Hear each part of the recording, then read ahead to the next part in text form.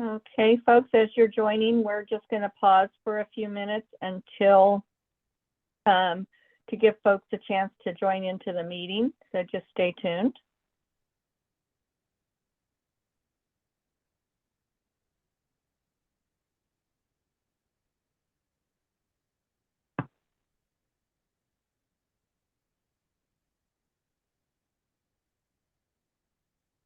We'll start approximately at 2:05.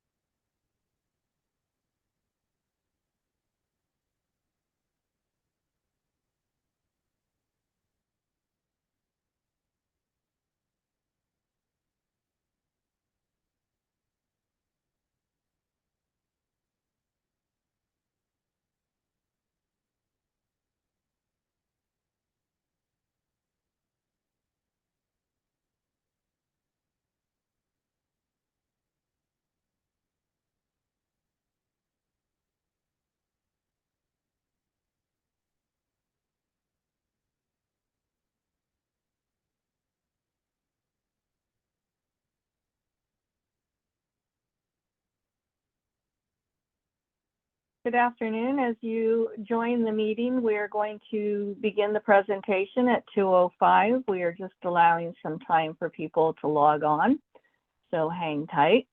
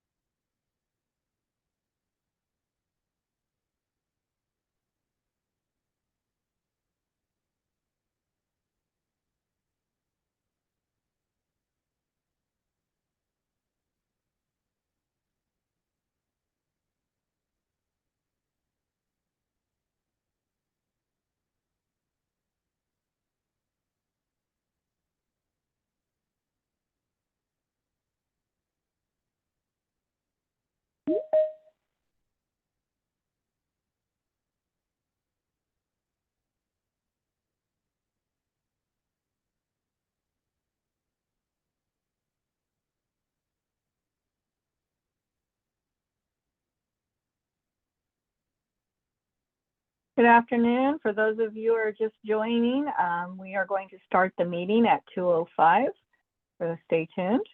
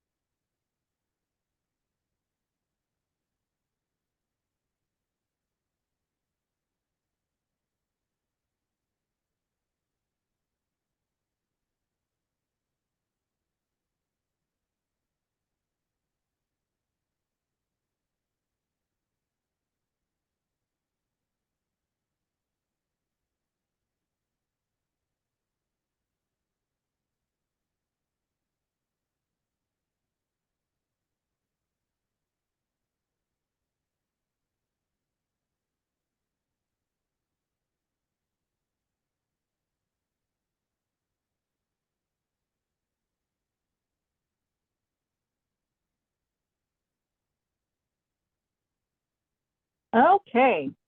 Good afternoon and welcome to the Home NOFA Workshops for Projects. This workshop is for state recipients, CHODOs, and developers to apply for home rental projects. like to welcome you all today. We are going to be recording this session and posting this session on the website and after it's over, so that participants may go back and review the webinar again if necessary. So I just wanted to alert you that we will be recording this. We ask that you enter your questions into the chat or wait until we open a question and answer session, and we will go over the questions that we receive in the chat as well as any that somebody wants to use the raise their hand function and ask the question in the meeting. Next slide. So to help the facilitator understand who we have in the room and the experience level of the audience that we are going to be speaking with, we have a little webinar poll for you all. And so Abby, would you mind launching the poll?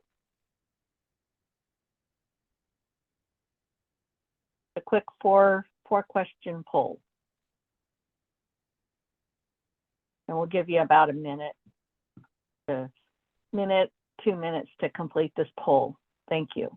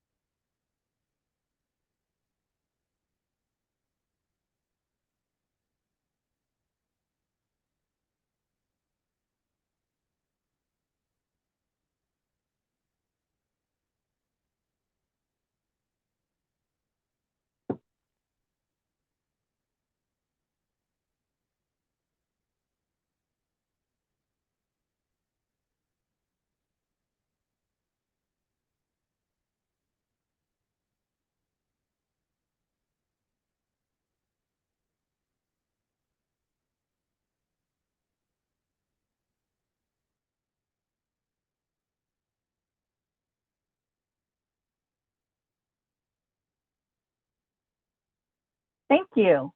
So we're going to share the results that I hope everybody can see the screen and see the results. It looks like we have a considerable number of developers in the audience. We have about 12% of our audience is cities and county state recipient applicants, and we've got about 15% consultants or administrative subcontractors or subrecipients. So thank you very much for taking the poll, and we'll go on ahead and continue on with the presentation.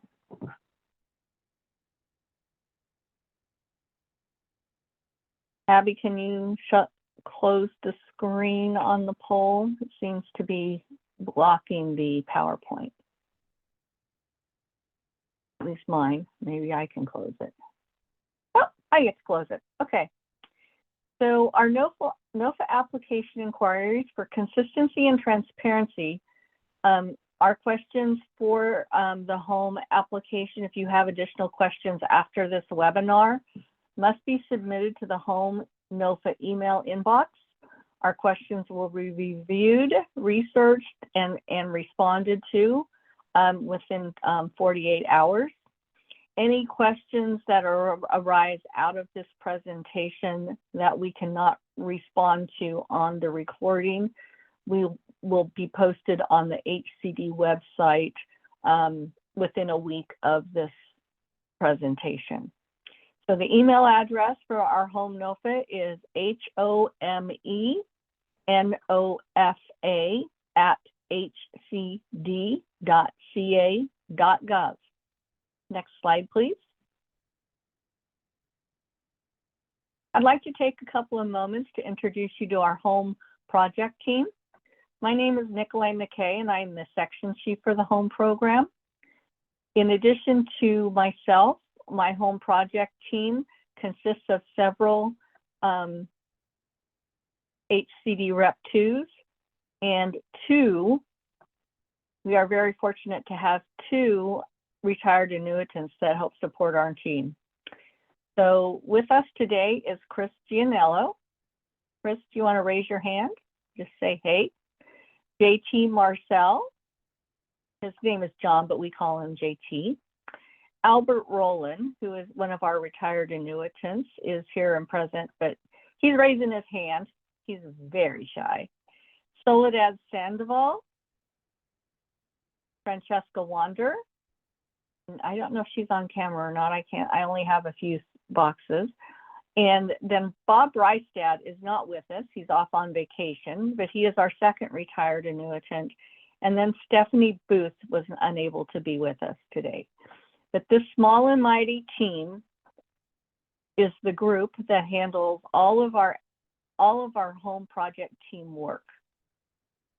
Next slide.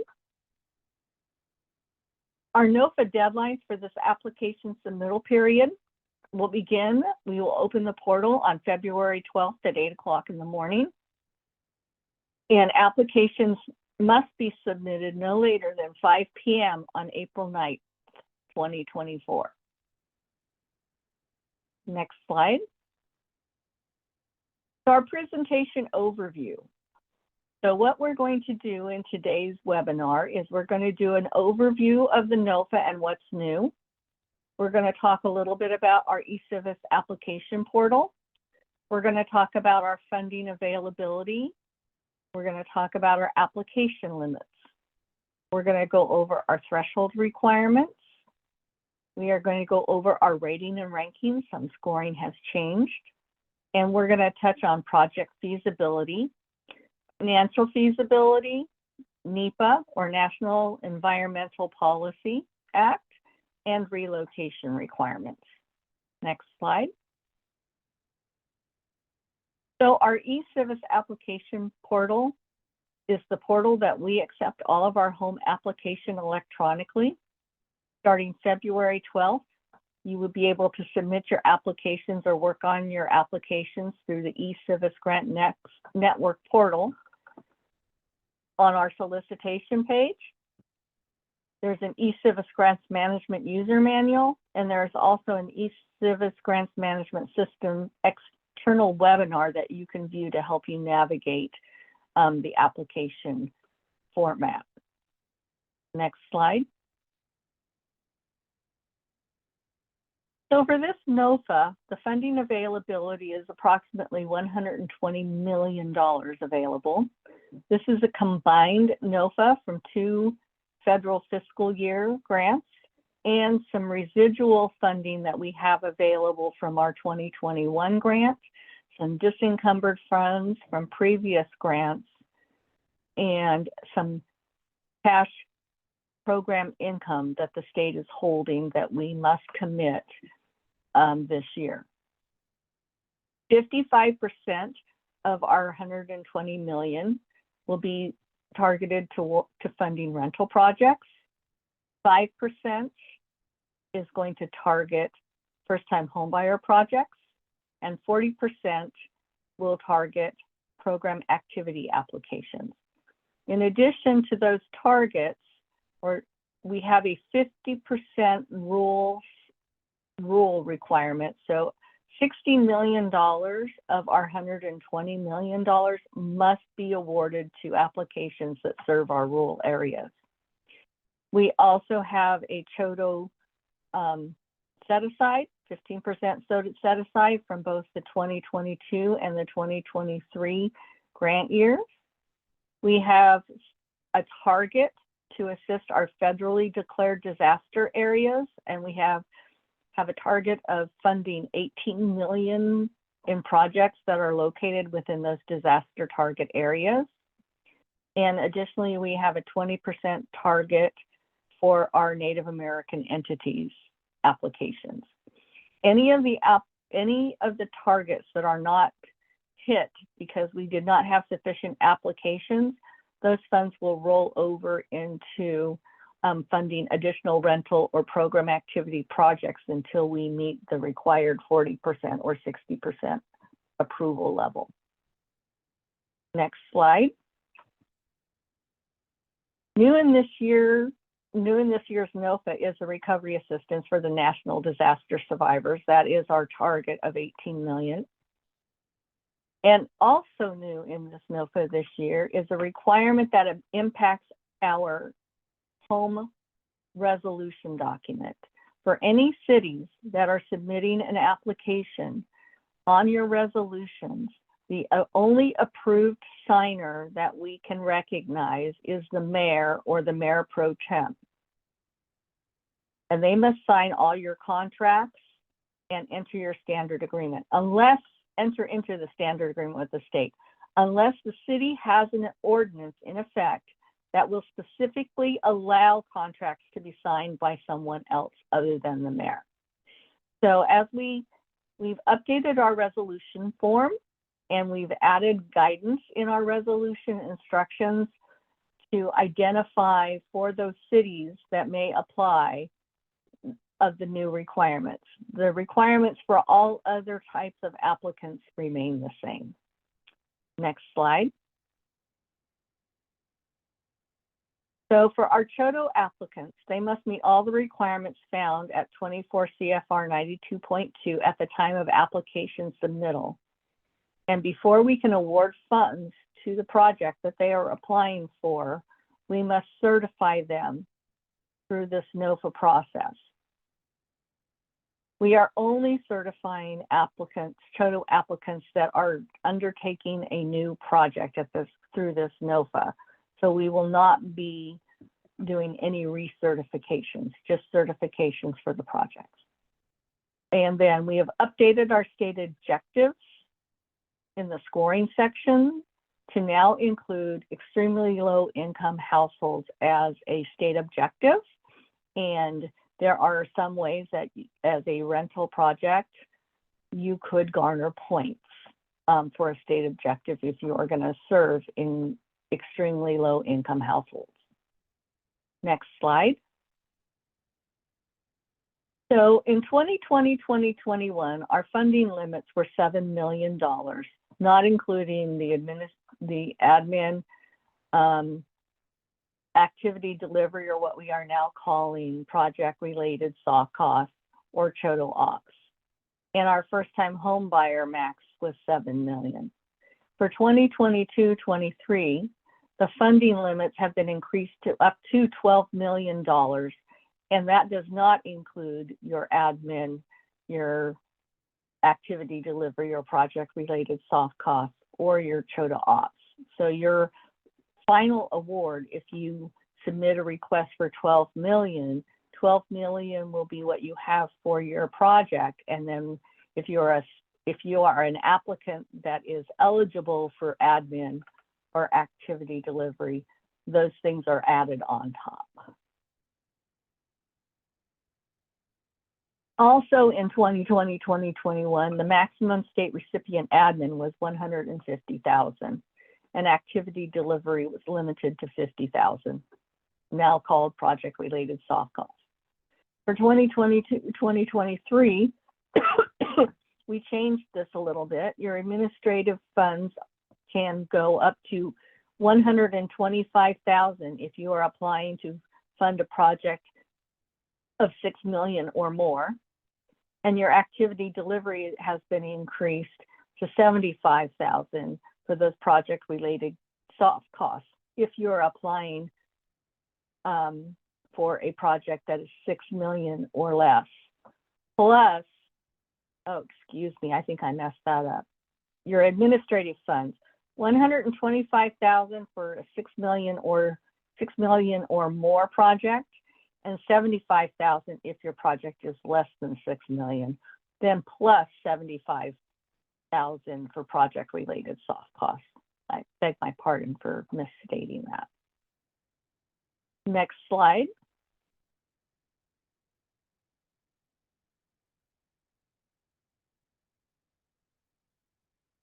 So your activity delivery costs are now, we are now starting to refer to them as project-related soft costs. The reason for this is so that we can better align with the terminology that HUD uses. Activity delivery costs was a phrase that the state used that was not directly in line with the same terminology from HUD, so we're trying to align there. Your maximum total ops in 2020-21 was 200,000.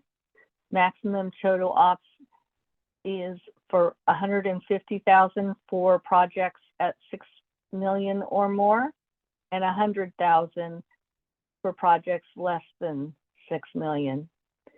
And the reason for this is there's a lot of funding that can be rolled in as developer costs in your development cost budget. Your minimum funds the minimum amount of funds that can be contributed in the project per unit was changed from 1,000 to 5,000. Next slide. In 2023, we no longer are allowing deep targeting. We have found that there are several other state funding sources that do a better job of deep targeting, and so we have removed that from our offering. Our 15% CHOTO set aside is based on both the 2022 and 2023 allocation. And CHOTO certification, remind you that CHOTO must demonstrate capacity for each role, owner, developer, or sponsor, if it intends to undertake a project. And we will be certifying your organization as part of the application process. And in the NOFA Appendix B, there is some guidance on what will be required in order to the forms that you will need to submit and the process that we will undertake to do that certification. So this year, our monitoring fee schedule has been updated. And so you will see the difference. There's a 3% increase from last NOFA to this NOFA for the number of monitoring units, for the number of units in the project that are home assisted. If they're 12 or fewer, the annual monitoring fee starts at 6,000, and up to 61 or more units would go up to 17,000. And this is a per year monitoring fee.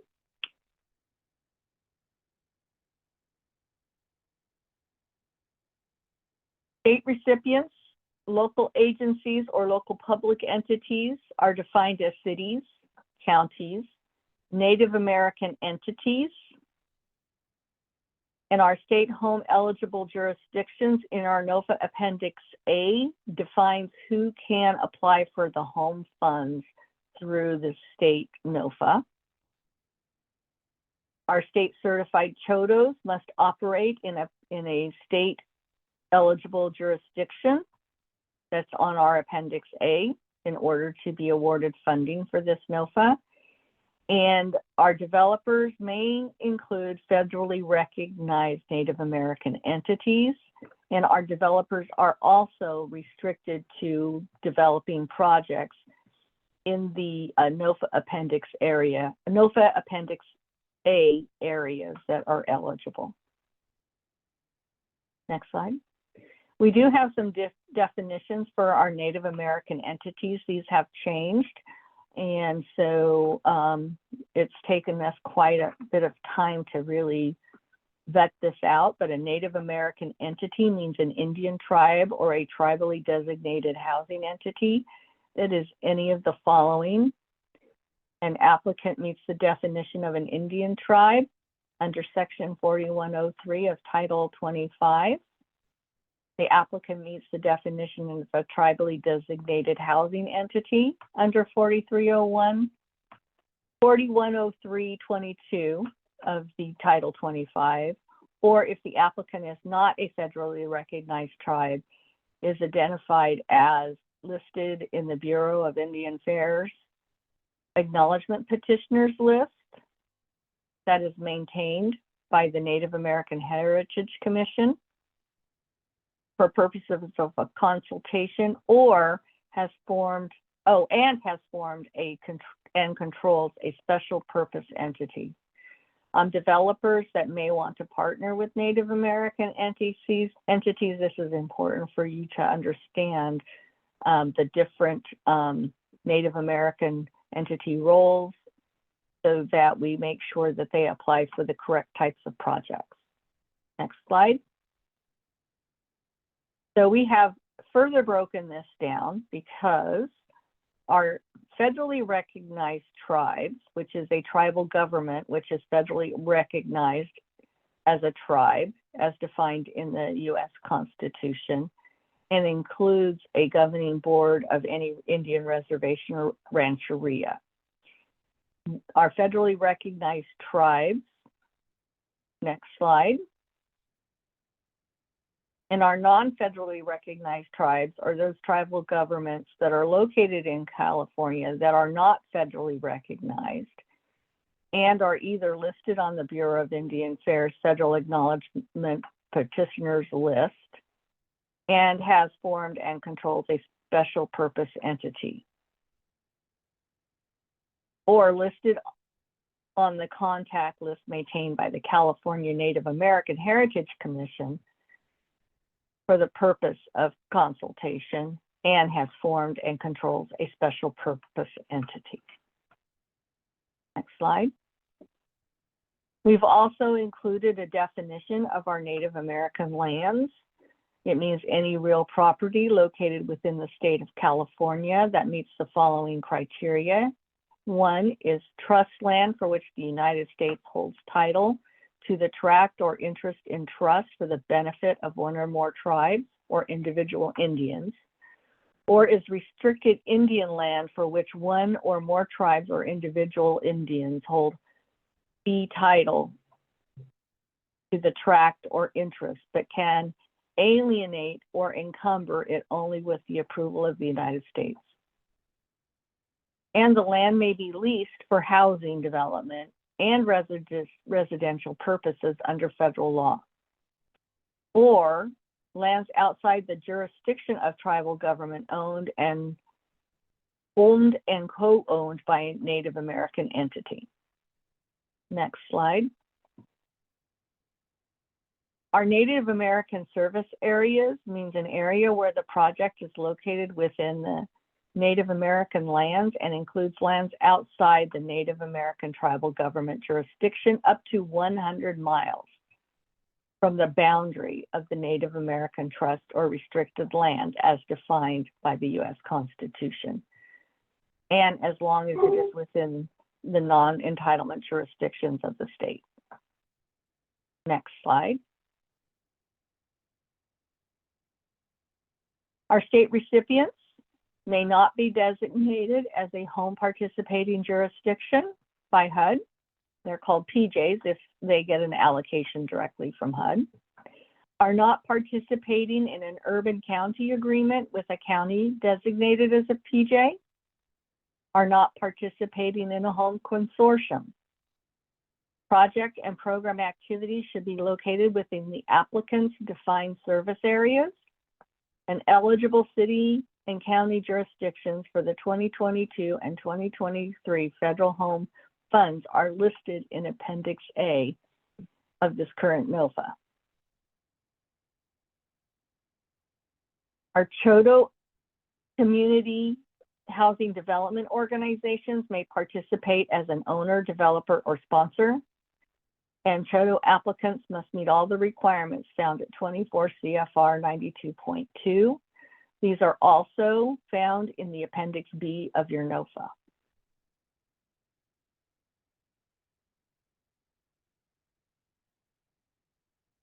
To meet the definition of an eligible jurisdiction, applicants must meet the following criteria. Have not been designated as a participating jurisdiction by HUD.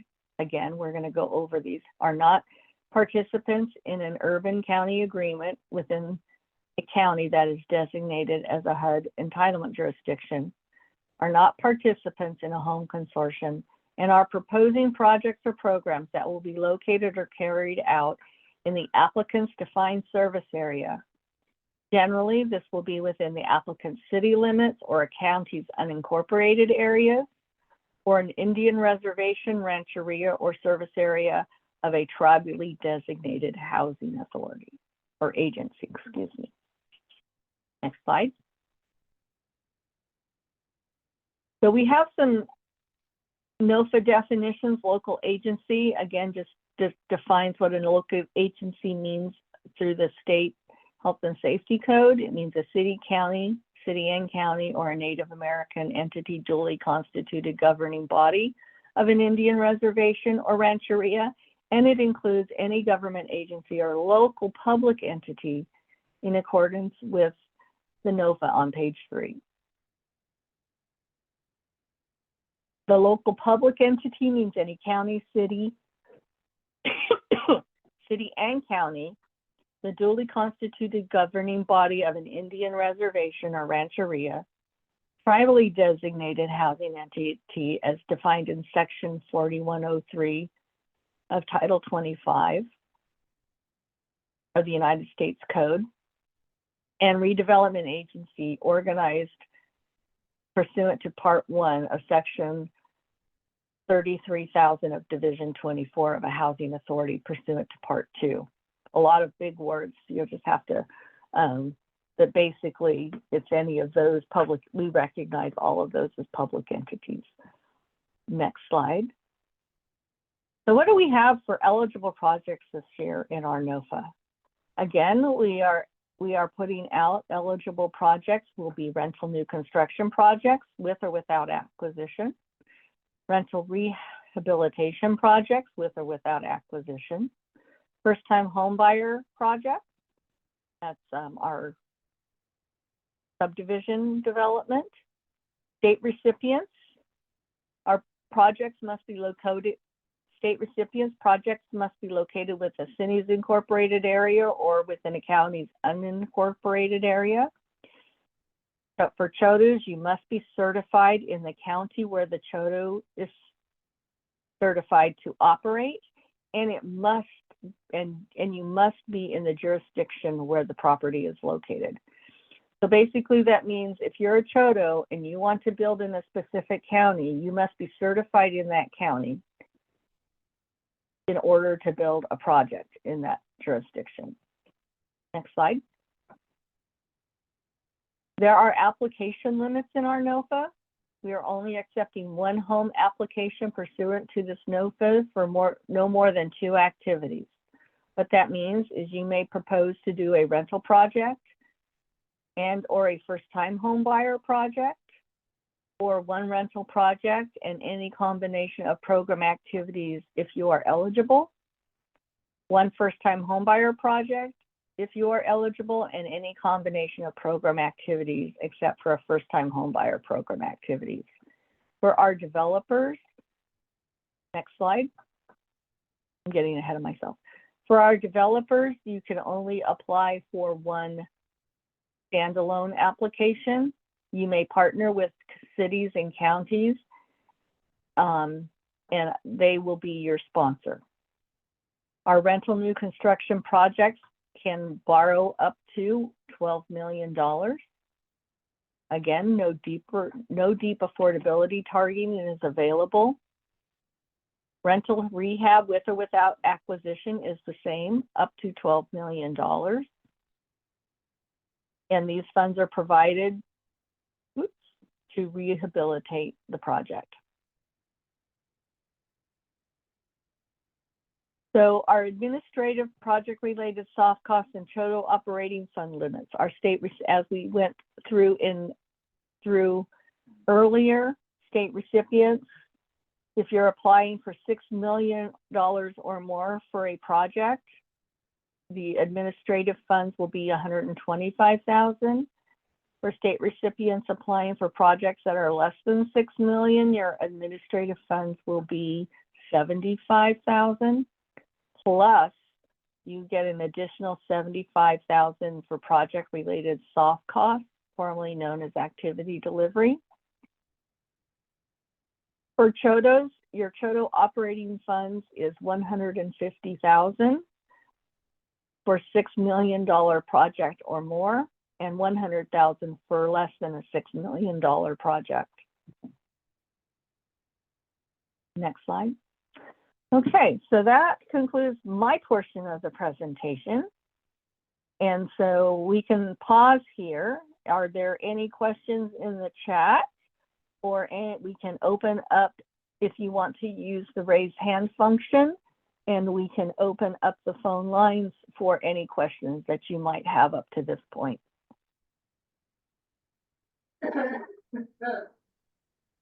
We do have a question in the Q&A, Nikki. Is there a scoring benefit for developers to partner with a state recipient in their project application versus applying on their own? There is no scoring benefit other than the fact that they will be able to build more than one project through this NOFA. Another question we have is, can your application be for only project activity and not program activities, or does it have to have both? This is a multifamily, that slide went over all of the different types of activities that we fund. For this particular audience, you would only be applying for a project.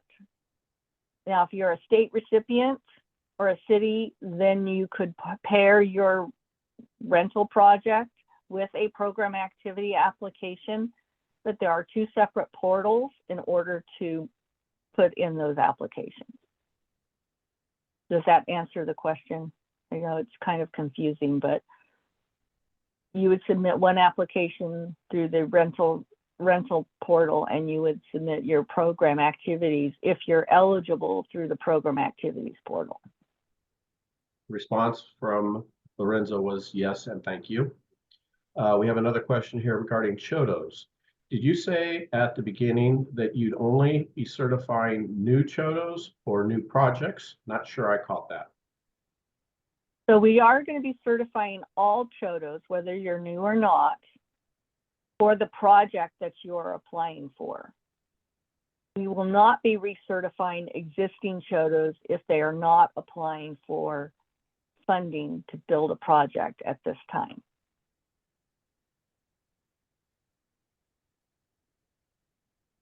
Oh, yeah, but one more just pop in. We have two projects that are looking to undertake. One is a 20-unit transitional housing project. Would this qualify if tenants pay rent? We do not fund transitional housing with the home program. That is not an eligible use of our funds. They would have to be permanent housing units.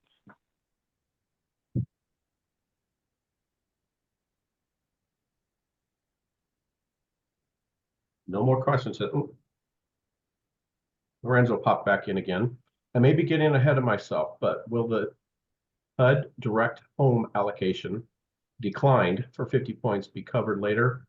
If it is not, can this be explained? That will be covered later. Thank you. Yeah, I think we're safe to move on. Okay, so I would like to turn the presentation over to Francesca Wander. No, actually to JT. Oh, to JT. I'm sorry. I'm not Yes, looking at my notes. So JT, who's been really good at helping us with our questions and answers, I'm going to turn the threshold presentation over to JT. And thank you, everybody. Nikki. Thank you, Nikki, and thank you for everybody that's attending today. We hope you're as excited as we are with this large NOFA that we have, and sizable increase in maximum amount that can be applied for. Applications received by April 9th, 2024 by 5 p.m. This is important. This didn't happen the last NOFA. The application window will close at 5 p.m. If you try to submit by 5:01, you will not be able to submit. It will be locked down. Encourage folks to apply early. And when you're ready to hit that submit button, you may get a surprise that you needed to do some other step. So try to get these things together early. Earlier is better for your own benefit. Our eligible applicants listed here: state recipients, Native American, community housing development organizations, developer, and Appendix A lists all the jurisdictions. Eligible project location: CHODOs only, must be certified in the county where the CHODO is certified to operate, and must be certified in the jurisdiction where the property is located. Let's see here. I already mentioned, give yourself plenty of time to get that application in. Next, please. Threshold factors: eligible activities, rental new construction and rental rehab projects. Note, projects for acquisition only are not eligible for funding. No transitional housing allowed. Nikki has already covered that. Next, please. Threshold factors continued. Application must include market study, appraisal, phase 1, physical needs, that's for rehab only, lead-based paint and mold, also rehab only, asbestos, also rehab only. We have scoring factors that we'll talk about coming up. But the applicant has not missed 3 project deadlines as of December 31st, 23. And that's on page 40 of our NOFA. Let's see here, continuing on. No pending litigation on projects, for projects. So for state recipients, we need the single audit reports filed with the state controller's office, and the project has to have site control. If you are a state recipient, you must be in compliance with the state audit report and your housing element. You must have site control. We'll discuss this further in future slides. And here's that slide right now. Property must be held in fee title, long-term ground lease, must meet the requirements, must provide purchase agreements, option agreements, disposition and development agreements, DDAs, exclusive rights to negotiate, and conditional contracts. Acceptable forms continued: purchase or lease agreement, option agreement, purchase agreement conditional upon NEPA review, limited circumstances only.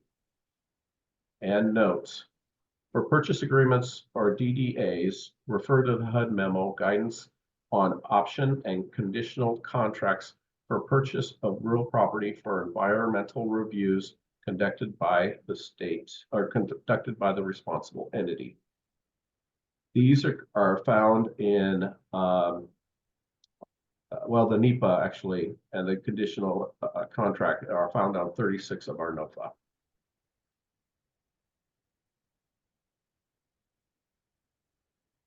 There are 4 acceptable forms of site control that avoid choice limiting NEPA problems. They are fee title, leasehold, option to purchase, purchase agreements, DDAs, option to lease or exclusive right to negotiate, and conditional contract. These can be found on page 36 of our NOFA.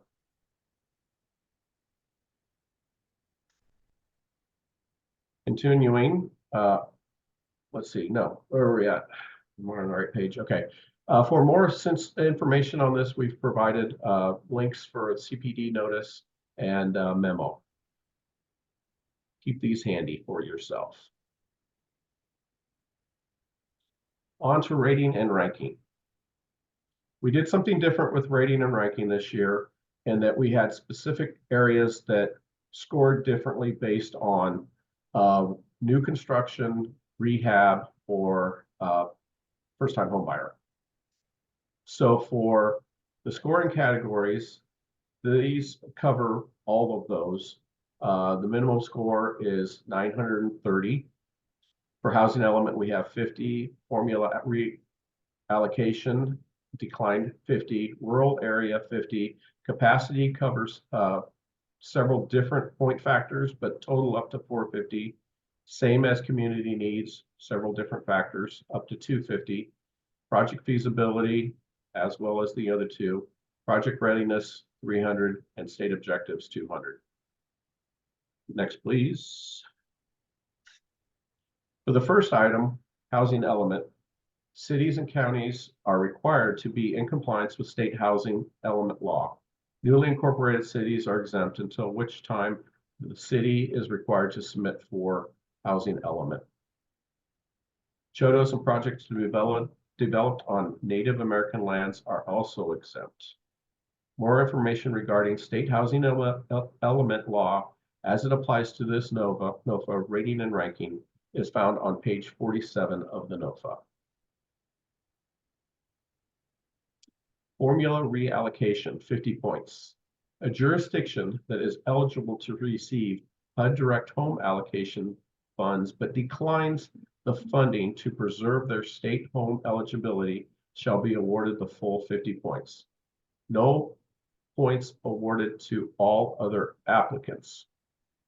Rural area, 50 points. Activities proposed in a rural community shall receive full points. No points awarded to non-rural applicants.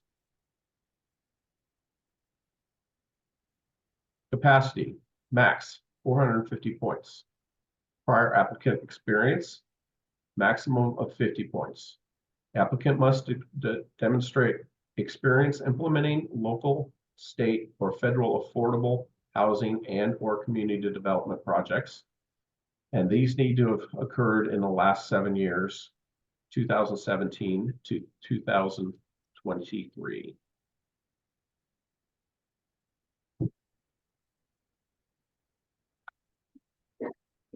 Capacity. This is good for up to 200 points. The development team needs to show project experience developing the same or similar type of subsidized projects. We look back at as far as 5 calendar years, 2019 to 2023. Prior performance, max points of 200. All applicants will begin, this is a tricky one, all applicants will begin with 200 points in this category, and points will be deducted based on the following 4 subcategories: project reporting deadlines, applicant reporting, material misrepresentation, monitoring non-compliance.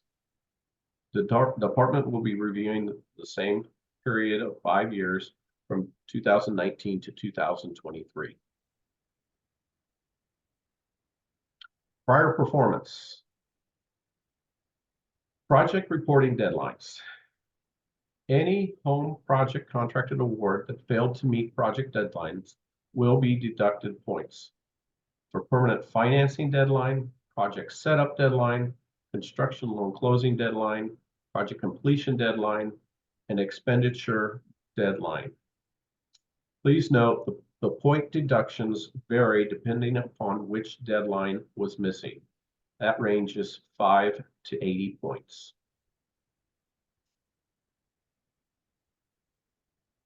Second, applicant reporting. Home projects that fail to submit the following reports will have up to 50 points deducted. These are monthly reports, annual reports, quarterly income PIO reports, those only apply to state recipients, and project completion reports. Same 5-year period we'll look at from 2019 to 2023. Example, one missing monthly status report is a 5-point deduction, and a late report is a 2-point deduction. Material misrepresentation. Any omission or misrepresentation made by an applicant that could jeopardize the department from funding a project or place the department at risk of a HUD monitoring finding she'll have a 200-point deduction. This applies to the same 5-year period, 2019 to 2023. This is evidenced by receipt of a letter from the department outlining the infraction and the points deducted levied by the department. Monitoring noncompliance. There are 2 noncompliance categories: monitoring and late reports. Monitoring is a point deduction of, or has a maximum point deduction of 100 points.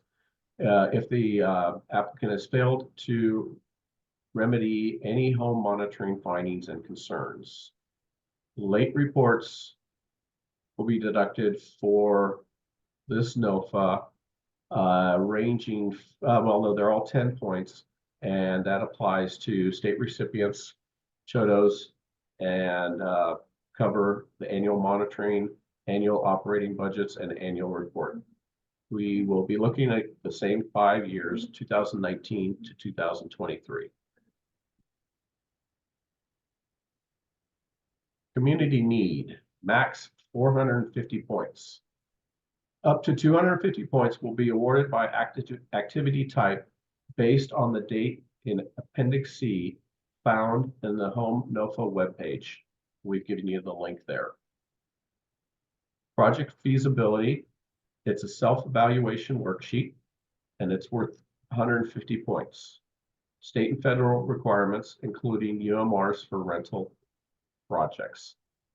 Highest percentage of home assisted units, up to 50 points.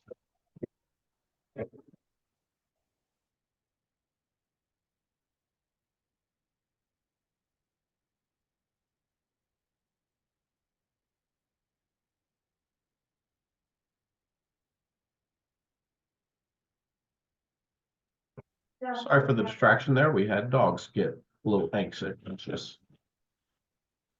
Here's an example of the Appendix C. And there's a note here that we can't see here, but the correct tab to use for the rental new construction is in green. Unfortunately, ours is only black and white today. Next, please. Project readiness. Project development, PDP, new construction is good for up to 300 points. Within that 300 points, we have market study for 35, property appraisal of 10, phase 1, 2 for 35 points, floodplain 25, preliminary construction cost 5, zoning 40, relocation general information notice and relocation plan 30, local approval 80, water and sewer 5, permanent financing commitments 25, design process 10.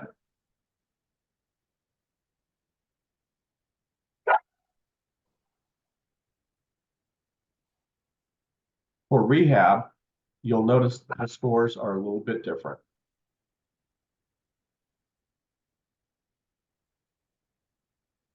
Next, please.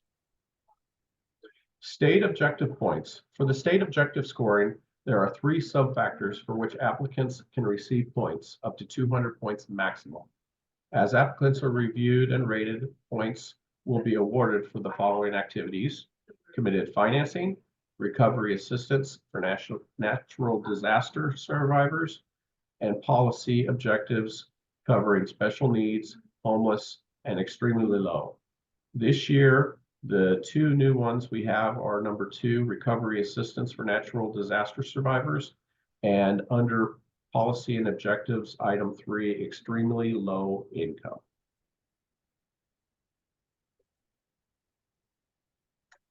Committed financing is good for up to 100 points. Committed financing is now worth 100 points and are eligible to receive points if 50% of its non-home permanent financing committed to the project by the application due date and intends to also apply for tax credits in the future. The application will receive 50 points out of a possible 100.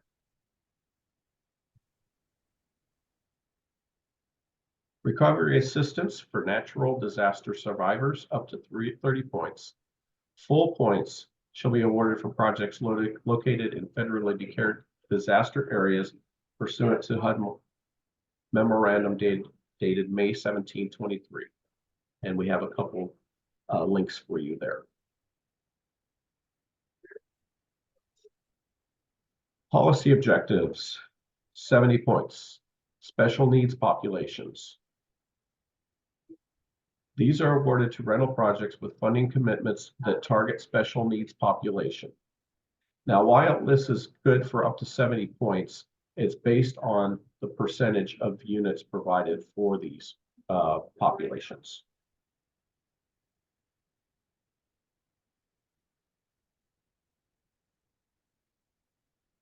Homelessness. Points shall be awarded to applicants that propose rental projects primarily serving people experiencing homelessness and or those at risk of homelessness as defined in CRF 24.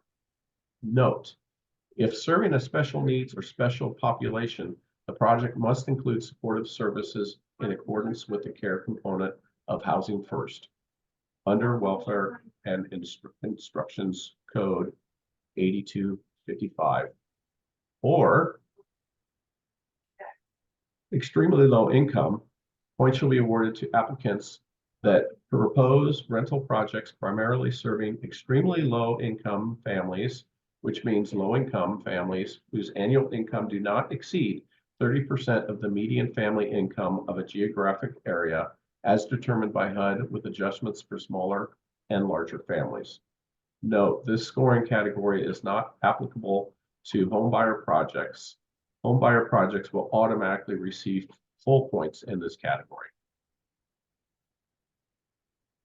We are now at a break, folks. So we can go ahead and take some questions if you have any. And after that, we'll be taking a 10-minute break. Tony Nikki? Crowder had his hand raised.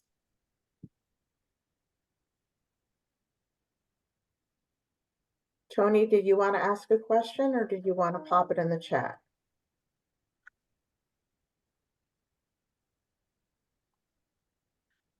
Before we take our break, let's just go ahead and clear out some questions in the chat. Sounds good. One individual was having issues opening and downloading Appendix C. That might be something that during the break we may be able to pop a link in the chat while people are on break. And then another question came from Paul Ashby. Is the prior performance scoring strictly related to project contracts and not programs? And if an applicant does not have any contracts within the last 5 years, will they receive full points? Nikki, is that something you can answer? Yeah, I can answer that. So this is project contract. And if you haven't had a project contract in the last 5 years, you will get full points. Okay. And then there was another question, is a floodplain analysis required for projects that are not within a floodplain area? So the answer to that question is if you have to do a flood certification with your application and submit it to demonstrate that the project that you're proposing is not located within a flood hazard area. If it is located within a HUD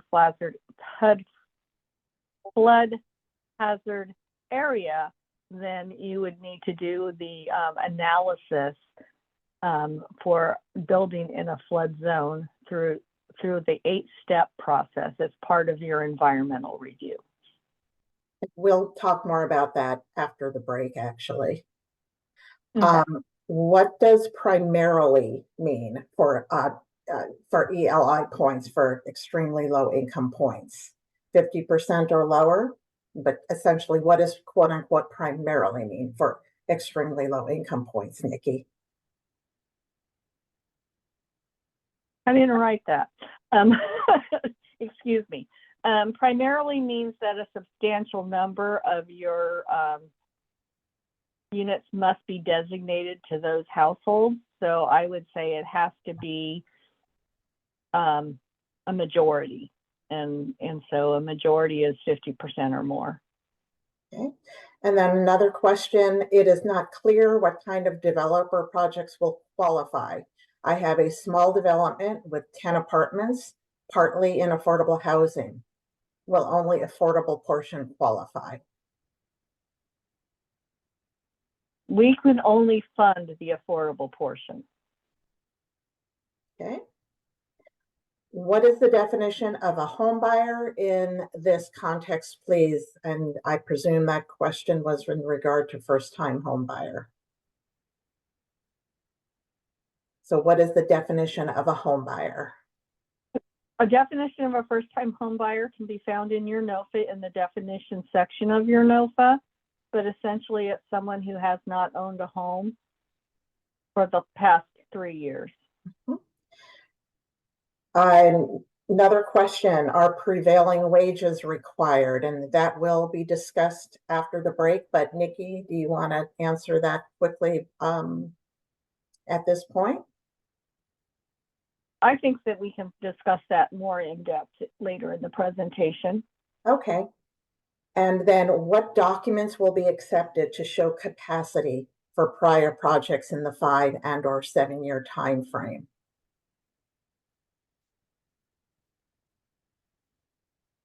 And I can answer that if you want, Nikki, in your application there, and tell me if I'm wrong, Nikki, in your application, there is a form that you would complete wherein you would list the projects that you believe qualify for those various 5 and/or 7-year time frames. So you will just complete that list of projects that you believe meet those time frames, and make sure that you fill out all the columns and information requested on that form. And then another question, assuming you will send these, yes, we will be, Nikki mentioned that we will be posting both the recording and the slides to the website. I think you said, Nikki, within a week of the presentation. And there's always that Home NOFA mailbox that you can always send questions to in the meantime. Let's see, another question. Does the flood analysis 8-step process need to be complete by the application deadline, Nikki?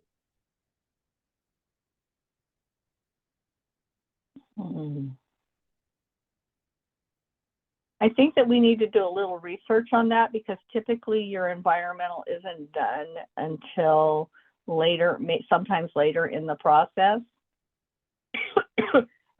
And so let's put that down as an FAQ that will be posted. Okie dokie. And I think that's the end of the questions oh, we've got one more. Nope, that's it. So 10-minute break at 3:03. So we'll resume at 3:13. Should we just say 3:15 and give people an extra couple of minutes? I think we're doing okay on time. So back at 3:15.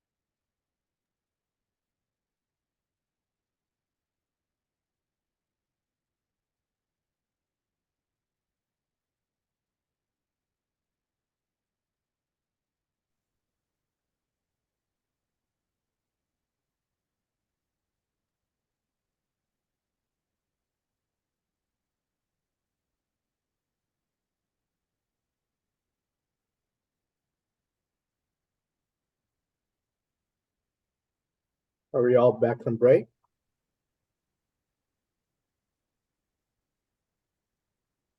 And Chris, before you get started, there is one more, before Chris gets started, there is one more question that came in from Tony Crowder. He was having technical difficulties at his end. And the question is, how recent do the reports need to be within the application deadline? And I presume that Tony is referring to the project reporting requirements and the application reporting requirements that JT was talking about in rating and ranking. And that look back period is 5 years. So it's that January 1, January 1, 2019 to 12/31/2023. That was on page slide 46. Correct. So I hope that answers your question, Tony. I will go ahead and introduce Chris to you folks. He's going to be up for our next portion, rating and ranking. Chris has been with HCD and our unit. He's one of the senior folks, not considering Nikki and Albert and Bob. Take it away, Chris.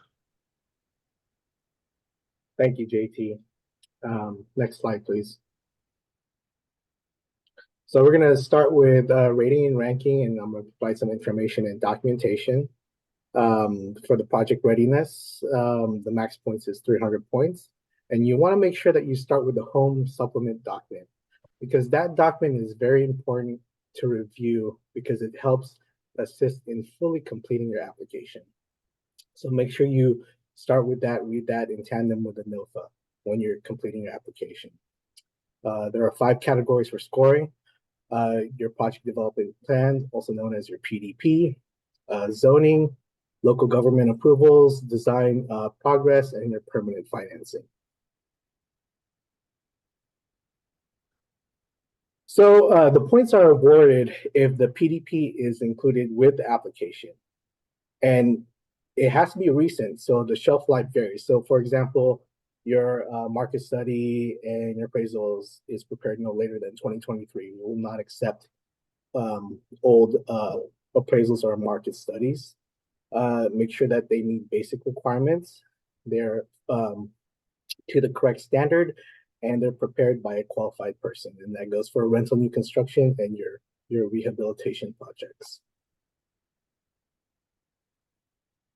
Now, your PDP items, of course, it's your market study, your appraisal, your floodplain analysis, your phase 1, phase 2, if your phase 1 asks for it, and your VES. For rehab, in addition, you also have the construction cost estimate. For rehab, we have your lead-based paint report, your asbestos report, your mold report, scope of work and cost estimate, and your physical needs assessment, also known as your P&A. In addition, we will need your relocation. Now, for your market study, make sure that it's prepared in 2023 and meets the TCAC 2021 market study guidelines. Now, this is it's a little funky on this one because when you search for the TCAC market study guidelines on the TCAC website, it will show 2021 market study guidelines, but when you click the link, it points to the combined 2019 and 2020 market study guidelines. So I don't know if they have not updated their links, but as of right now, as of today, the links are pointing towards the 2021 link is pointing towards a 2019 and combined 2020 market study guideline. For your appraisal, we want to make sure it's prepared no earlier than 2023. It's required for all acquisitions, but it's not required if the land is donated. No land costs in the development budget and not a capital contribution. And the value of the capital contribution is supported by the appraisal. Now, your phase one VES and phase two site assessments. So your phase one and your VES is prepared no earlier than 2022. So you have an extra year for this. And it must be to the standard of ASTM standard E1527-21. So that is the latest standard. And ASTM stands for, American Society for Testing and Materials. Now, phase two is required if the phase one asks for it. Prepared no earlier than 2022, and it's to the standard of the ASTM standard E1903-19. Your floodplain analysis, the FEMA flood hazard, we're going to use the FEMA flood hazard determination form, OMB number 1660-0040, must be prepared in 2023, must be prepared by flood certification service or another qualified third party, and it's required on all, and the flood cert is required on all projects, whether it's in a flood zone or not. Now, the floodplain analysis, if any portion of the site is in a floodplain, we must demonstrate the floodplain incidental to the project, which is the FEMA flood hazard determination form. It must indicate that no buildings, indicates no buildings in the floodplain, and recorded covenants or restrictions are required. Also, you have to obtain a FEMA conditional letter map revision, CLOMR, and that letter must be included in the application. Or if you're going to intend to obtain a CLOMR, a narrative or explanation of the intent must be included, and it must be required prior to closing. Now, if you intend to still build on the floodplain, again, it is frowned on by HUD, but there is a 8-step process, and we did not notate all 8 steps here, but some of the steps include analysis of alternate sites considered and rejected, no practicable alternatives, analyze positive and negative impacts of building the project in the floodplain, and describe mitigation measures to minimize negative impacts to people and property, and supporting documentation is required. This also applies to rehab projects. For new construction, your preliminary cost estimate must be prepared in 2023. It must be uploaded into the eCivis portal. And we have instructions on the eCivis portal earlier. They're in this NOFA presentation. We have links that will give you guidance on how to submit your eCivis application. The estimate must be consistent with the development budget, or an explanation must be provided to support any differences. And the preparer is not, and the signer is not limited to the architect. So your general contractor could sign this document. So for rehab projects only, your detailed scope of work, it must be prepared no more than six months prior to the application due date listed in the NOFA. The project must meet local codes and rehab standards, must be consistent with P&A identified immediate needs. P&A stands for Physical Needs Assessment, and includes work identified in P&A as needed in the first 5 years of the project. And it must use the same cost estimate form for rental new construction projects.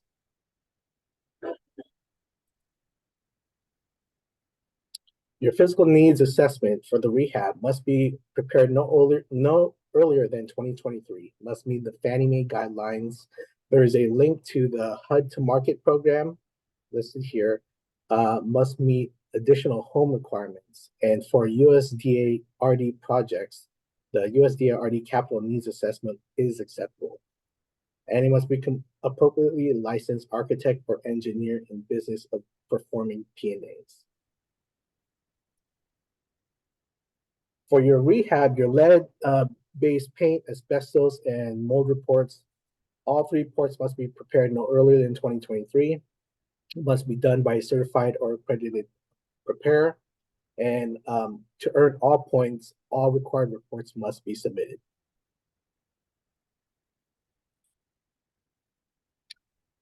For lead-based paint, if your structure is built prior, it's required if your structure is built prior to January 1, 1978, and of course must be prepared by a state certified lead-based paint inspector and assessor.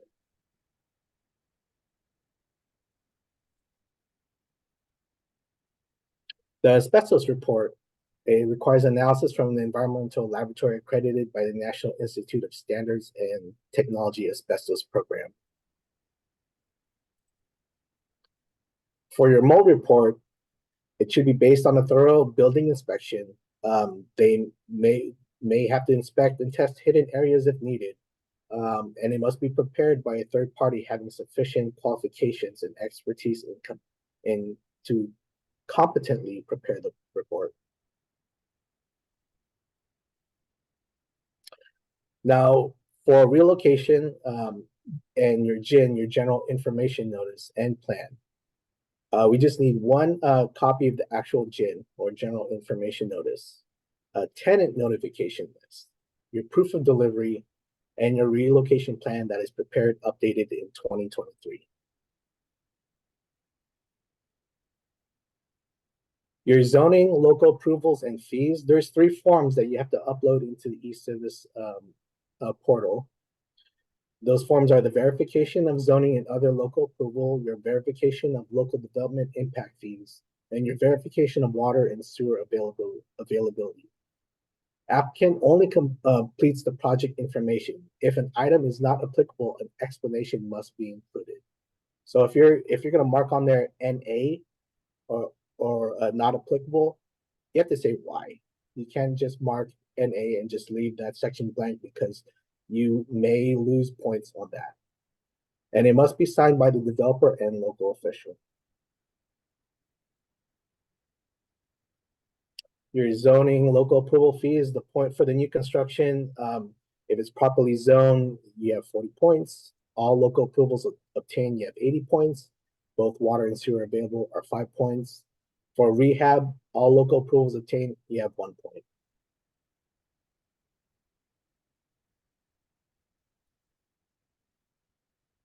So for your design process, we have to make sure that it's the executed agreement is with an architectural firm, and a letter from the architect or construction specialist stating status of plans and specifications. And those can include the ready to submit to the planning department, the preliminary plans and the specifications, and the conceptual, which is like the elevation and your floor plans. Now, can you go back to the previous slide? Thank you. So we want to make sure that there are, for rental new construction in rehab, there are different points to this. So make sure you read the NOFA on the different point values. Now, your permanent financing. Points will be awarded on a sliding scale based on the percentage of committed perm your committed perm financing. And it has to be evidenced by enforceable commitment letters. So for rental new construction, if less than 10% of your perm financing is committed, you're going to get 0 points, and 10 to 19.99, 5 points, 20 to 49.99 equals 10 points, and so on. For rental rehab, they have a somewhat different set of points. For example, 50 to 100% is 35 points for rehab, as opposed to rental new construction, it's 25 points.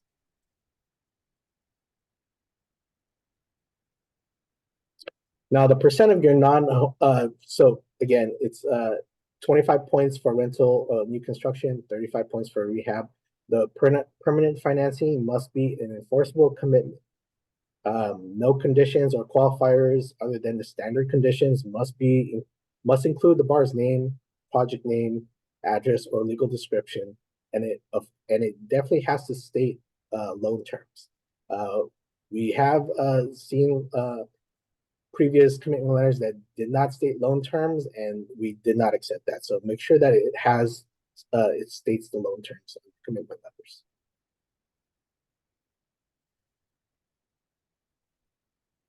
So that takes the end of rating and ranking for information and documentation. I want to introduce my Francesca Wander, who will present project feasibility. But before she can start, we can open up the chat for questions if you have any. Yeah, and there are a couple of questions, Chris. Before we move on, when will the home supplement be available, Nikki? And I believe that it is available at the same time as the NOFA. Is that correct, or do you want to answer that? So the supplemental is available when the portal opens. because Got it. It's a document that you download with the portal, That's and right. the portal will be live February 12th. Perfect. Thank you. So the answer to that question is February 12th when the portal opens. Raymond, I'm not clear, maybe other people are, of what your question is here. Your construction loan closed in December. Oh, Nikki is answering that, so I'm going to move on to Paul's question. Are these readiness documents that are required reimbursable by the grant? Should it be awarded, assuming soft costs? And the answer to that question is yes, they are, for the most part, refundable as soft costs should the award be granted. And then another question, will the home program accept a local approval? That was a local approval form that was submitted to another HCD program like NHTF, for example, or will we have to go back to the local jurisdiction for execution of another local approval form? And, Nikki, I believe these are, correct me if I'm wrong, I believe these forms are HCD standard. So once you've completed one form, you could submit them for different programs. Nikki, do you want to confirm or add to that? Yeah, I believe that the form, if you have a local approval form that was submitted to another HCD program, and it is current, we will accept it, even if it says National Housing Trust Fund on the top, because it's just your backup documentation. But it can't be an approval that was submitted a long time ago. It would be probably the most recent round of National Housing Trust Fund. And then there's another question. Does somebody have an additional comment on that, or did I just hear something? Okay, I'll just move on then. Is there an issue for a rental rehab? If home is the only funding source, will they receive 0 points for additional funding commitment section? Nikki? So if home is your only funding source in your application, you will receive points for 100% committed, because we will be committing all funds for the project. Okay. And before I move on with project feasibility, I just want to make sure everybody saw that link to Appendix C was uploaded to the chat, and thank you to Soledad for finding that. Hey, Francesca, I'd just like to add a comment on the question of soft costs. You need to define in your universal application where you may be doing that. If you put everything into structures and then you want to switch and change it to soft costs, that needs to be addressed beforehand. That is true. That is correct. So essentially what you apply for and how you intend to use in your application, when you inform us how you intend to use those funds, that's how you must use those funds. So as JT said, if you tell us you're going to use those funds for structures, which is the most common use, then they must be used for structures. But if you allocate some of those home funds in your application to structures and other soft costs, then those soft costs that you have specified in your application can be covered by those home funds. Okay, so moving on to project feasibility. Let me just bring my presentation up. Okay, so project feasibility.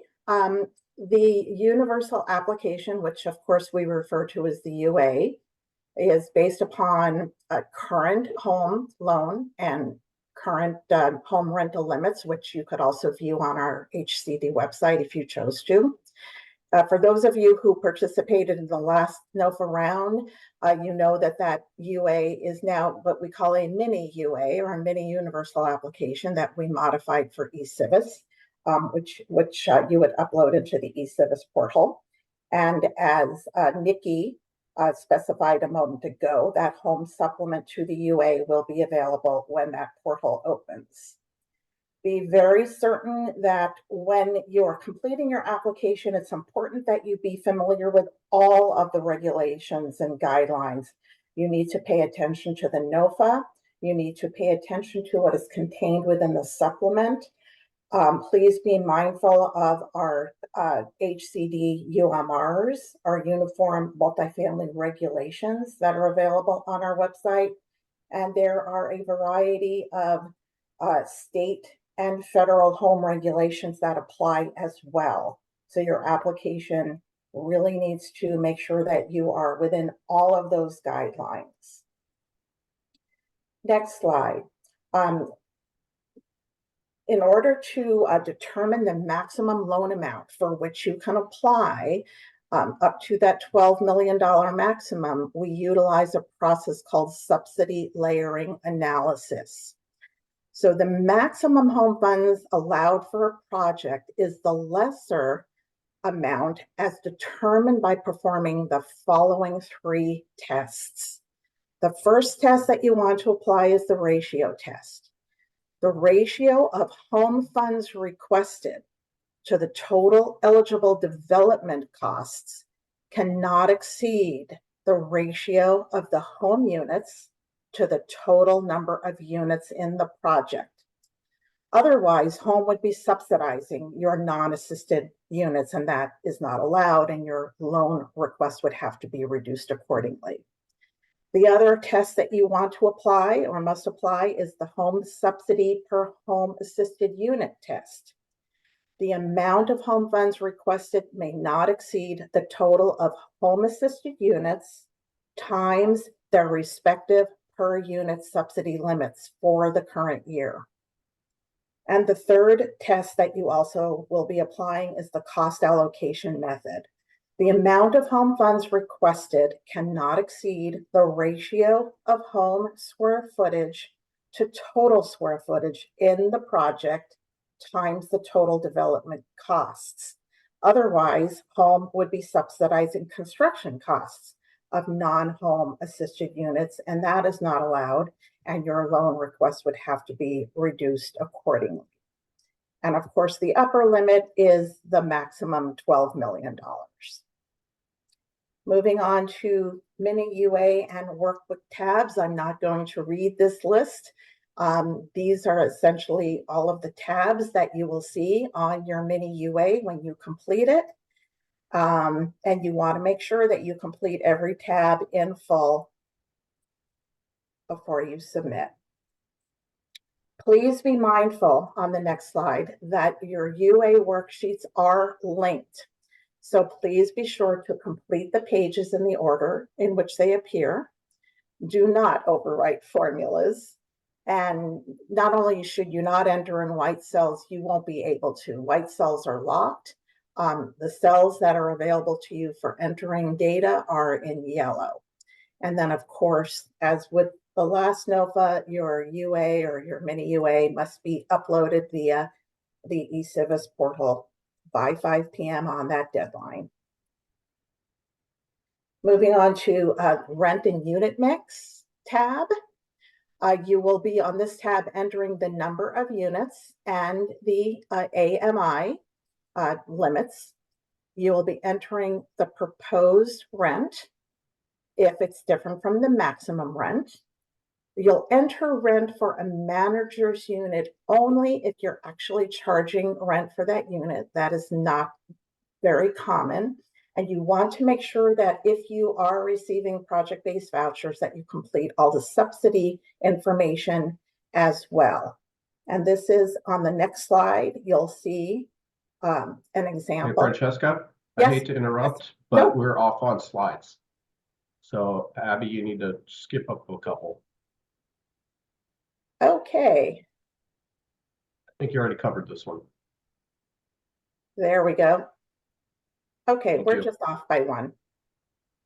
Yeah, and for folks who don't know, I am looking at my presentation, so I am announcing next slide in order for our facilitator to move to the next slide. Thank you, JT.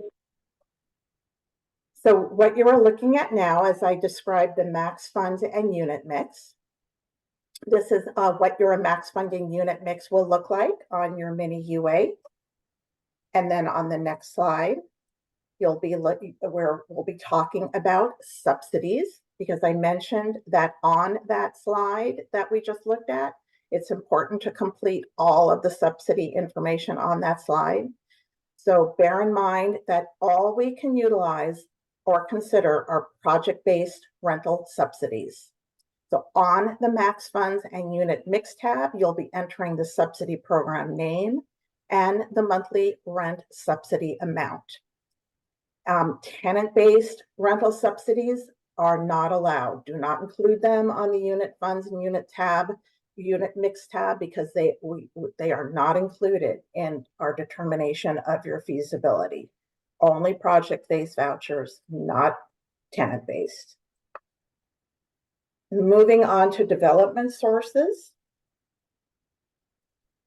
Please make sure that your calculations are correct and consistent throughout the UA. Make sure that your data and your calculations are correct. Make sure that you include all information requested, such as interest rate, required payment, term, etc., because these numbers will flow through to other portions of the UA. And for the purpose of the home loan term specifically, please note that the home loan term is 55 years. It's 3% deferred interest with residual receipts. In the case of Native American entities, that term goes down to 50 years. Moving on to senior debt, there are certain limitations that you should always be aware of with senior debt. Number one is balloon payments, and what we call sandwich loans must comply with 2017 UMR sections 8310 and 8315. What balloon payments and sandwich loans, or I should say a sandwich loan specifically, exists when the investor and the senior lender are related. So if you have a balloon payment, or if your investor and your senior lender are related, then these two UMR sections will apply.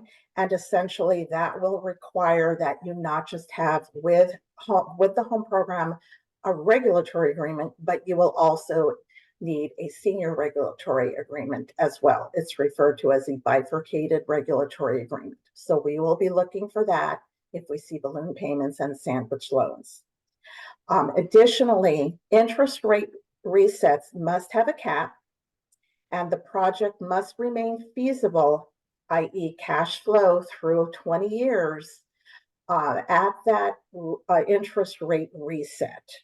So we're going to use the worst case scenario for when that loan resets, and you'll still have to cash flow positive through year 20.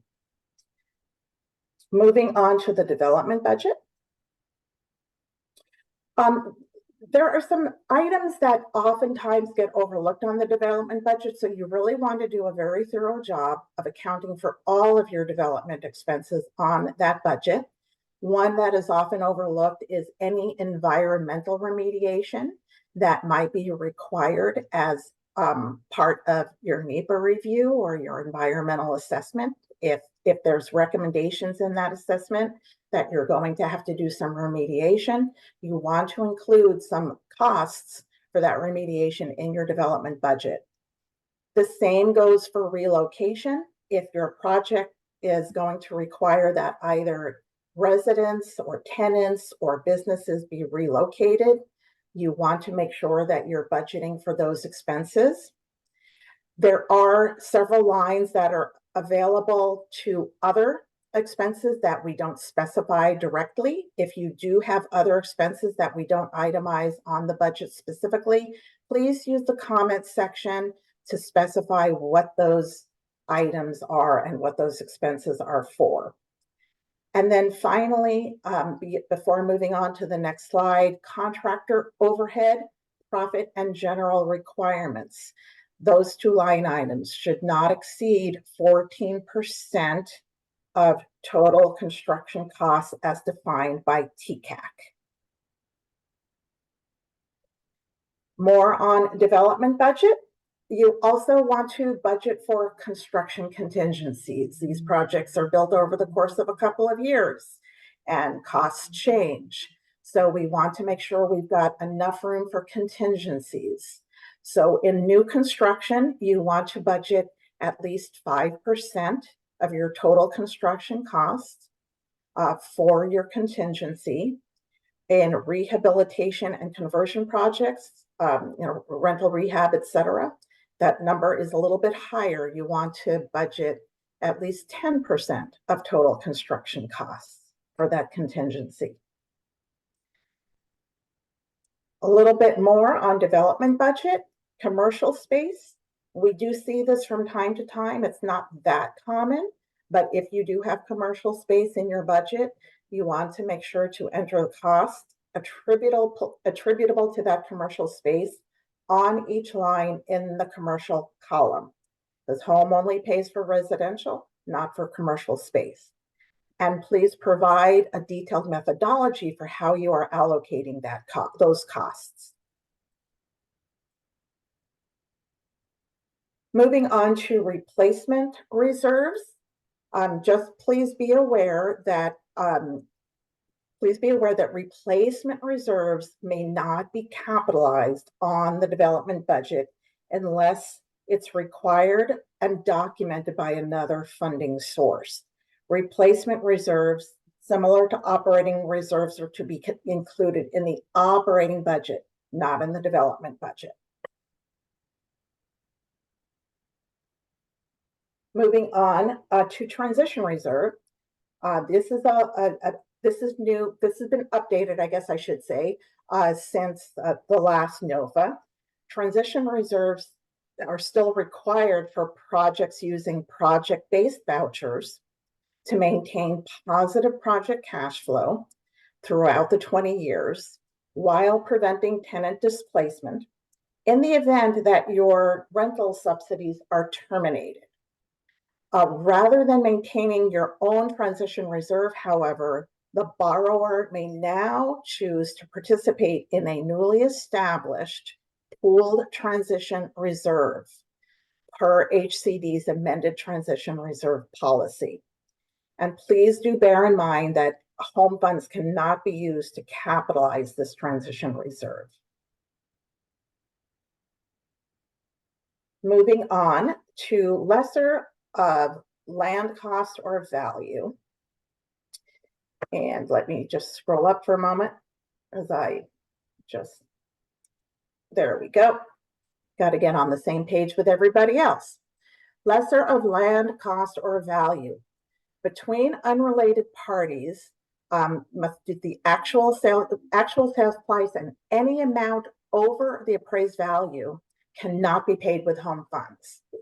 Reasonable verifiable carrying costs are allowed for reimbursement of holding costs, and you must explain calculation of costs in the applicant comments section. And the next slide gives you a visual of what that development budget looks like.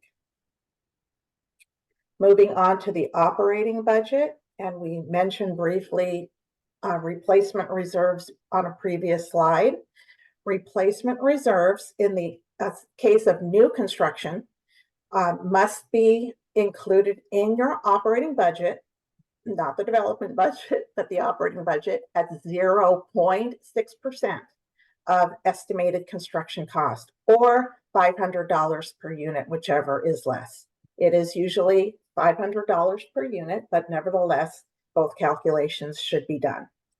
In the case of rehab, the deposit shall be consistent with the long-term needs that have been identified in the physical needs assessment for the project, or $500 per unit. Moving on to operating budget financial expenses, make sure that you include all mandatory debt service.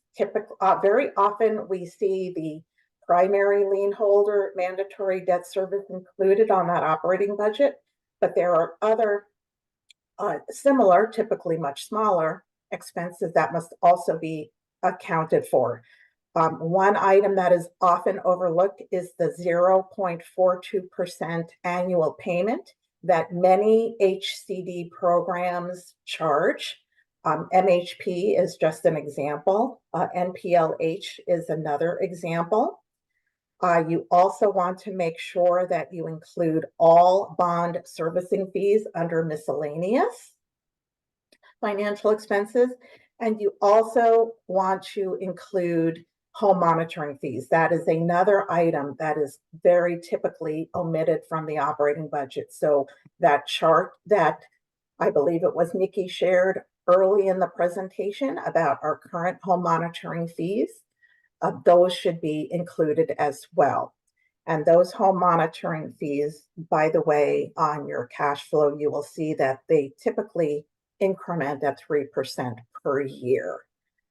So you'll start with including the home monitoring fee from the chart for year one, and then that's going to grow at 3% a year, at least in the case of developers and CHODOs. And I may have gotten ahead of myself with home monitoring fees. Oh, no, I didn't, because the rules for home monitoring fees are a little bit different for state recipients than they are for developers and CHODOs. So as we learned earlier in the presentation, state home monitoring fees are required for CHODOs and developers based on the number of home units in the project. That was that chart that Nikki shared early on for home monitoring fees. State recipients, on the other hand, may charge monitoring fees. They are not required, although they are recommended. They may charge them. But they may not exceed the state home monitoring fees presented earlier. And they must be clearly stated in all cases in the regulatory agreement. Additionally, 10% of home monitoring fees that are collected by state recipients must be remitted to the state. Moving on to cash flow analysis, I think I already suggested that we not change any formulas, including trending formulas. I made reference to the fact that, for instance, home monitoring fees grow at 3% a year. Other things on your cash flow analysis grow at other rates. Please do not change those trending formulas. They are governed by our guidelines and our regulations. First year debt service coverage ratio for that first year, we're going to look for that to be between 1.1 and 1.2. If that debt service coverage ratio exceeds 1.2, we are then going to look to see that your cash flow does not exceed 12% of operating expenses.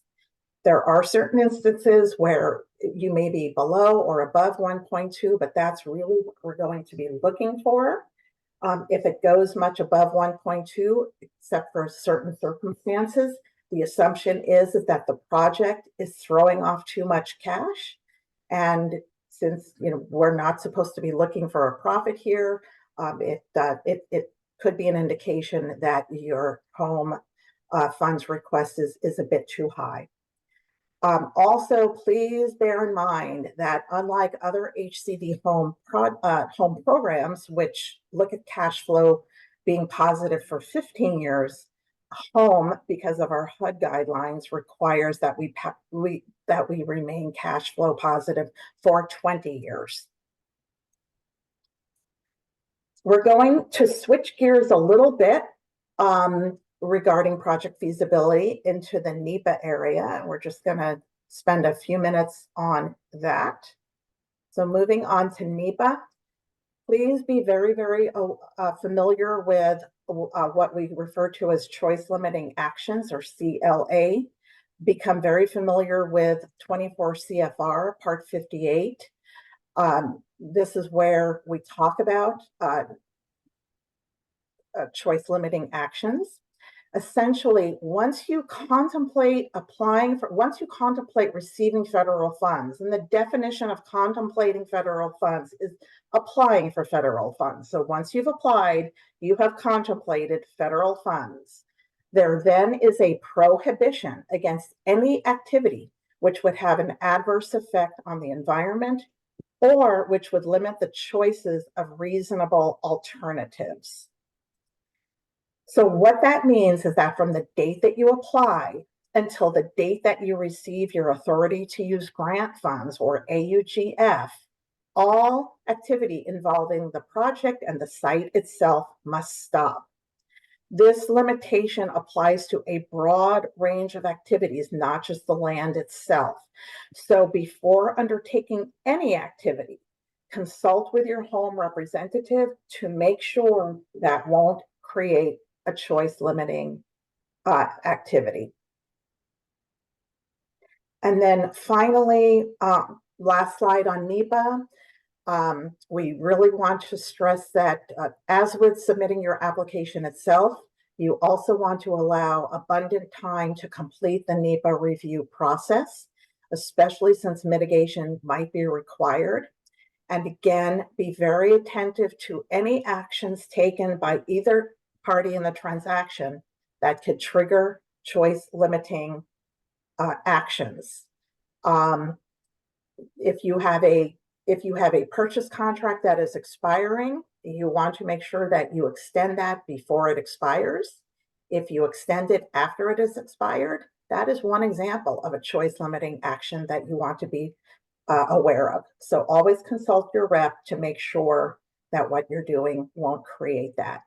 And then finally, NEPA clearance is required for every HUD funding source. So, if you've applied for MHP and have NEPA clearance through MHP, you must also get NEPA clearance through home.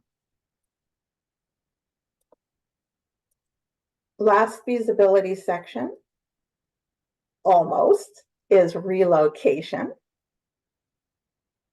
So the relocation plan is governed by the Uniform Relocation Act, which you should become very familiar with, as well as Section 104D of the HCD Act of 1974. This is intended to prevent displacement of individuals or business concerns without adequate notice or compensation.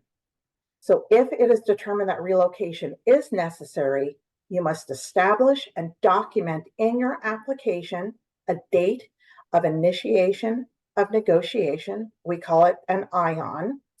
And you must be ensured to include the cost of the relocation, as I mentioned earlier, in your development budget. And Chris talked about this a little bit earlier, but it bears repeating that if relocation is triggered, you must include with your application a copy of the GIN, General Information Notice, that you would have provided to all occupants at or prior to your application. You must also include a complete tenant notification list, along with proof of delivery and a complete relocation plan.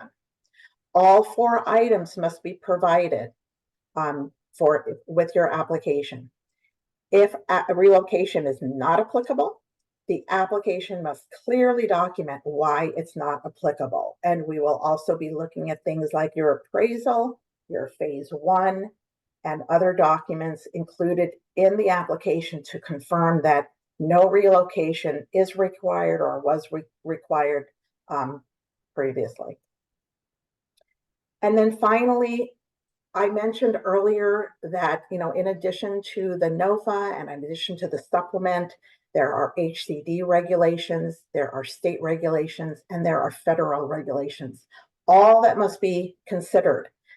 There are several federal overlays that I just want to point out to you. Somebody earlier asked about prevailing wage. Labor standards such as Davis-Bacon, which pertains to prevailing wage, applies to projects with 12 or more home units. You also want to pay attention to other federal labor standards like Section 3. There are also procurement standards pertaining to, for instance, the RFQ and the RFP process for selecting an admin subcontractor, which we highly recommend that you utilize to make sure that your home project runs smoothly. There are also EEOC regulations pertaining to such things as affirmative marketing, affirmative fair housing, and the active solicitation of what we call MEBY-WEBY subcontractors, which stands for minority owned and women-owned businesses. And then there's also regulations pertaining to violence against women, the VAWA Act. Earlier we talked about SAR reports. So just make sure that you cover all your bases, both through HCD, through the state, and through the federal regulations that are required to have a successful application. At this point, I'm going to turn the closing back over to Nikki McKay.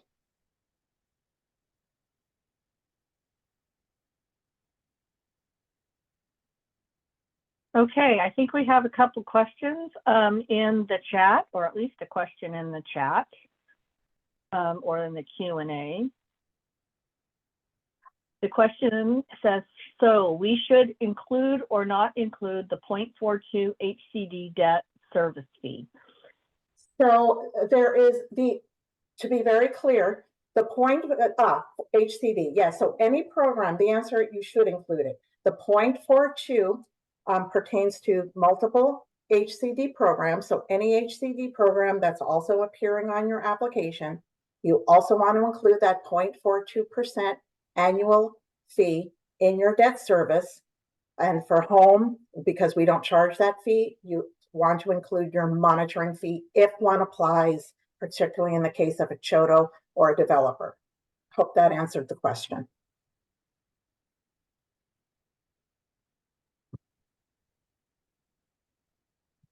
Yes, it did. Thank you. So this concludes.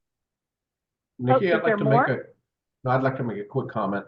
Okay. As Francesca had mentioned in the NEPA review, each funding source, each HCD or HUD funding source has to have its own clearance. The same applies to a no relocation. So if you have a no relo cert for MHP, we still, and it doesn't include us or any other program, we need to get it done separately as well. That is correct. Thank you, JT.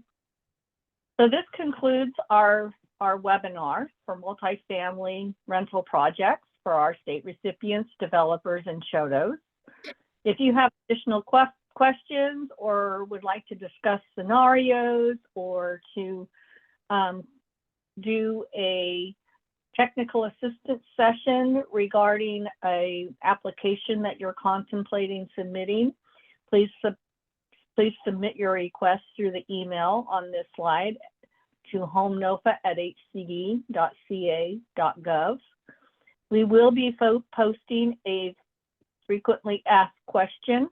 There's not too many that we were unable to answer in this slide presentation, so we will only be addressing a couple that we needed to research more. And as you log off of this meeting, you will be receiving a request to fill out a survey on how we did presenting this material. And we would encourage your participation and returning those surveys back to HCD so that we can continue to improve our delivery of these workshops. And Karen O'Brien, we're not going to hold weekly office hours. We are going to just ask that you register or make arrangements with the team to have a special one-on-one time to discuss whatever you want to do. We found that the office hours, a lot of times we would be the only ones in the room for an hour. So we found it to be much more beneficial if we just asked you to reach out to our home NOFA and schedule a session with us. And so we will be setting some time off every week, aside time every week on Tuesday, Wednesday, and Thursday. And then we will schedule as appropriate. And Nikki, just to stress that now that once the portal is open, please, just to stress the importance of emailing that home NOFA mailbox for any questions or any scheduling requests. Do not send those questions to your individual reps. They must go to the home NOFA mailbox to make sure that we are giving equal attention and equal information and the same information to all parties. So once again, thank you, everybody. This concludes, and we are going to stop recording of this session.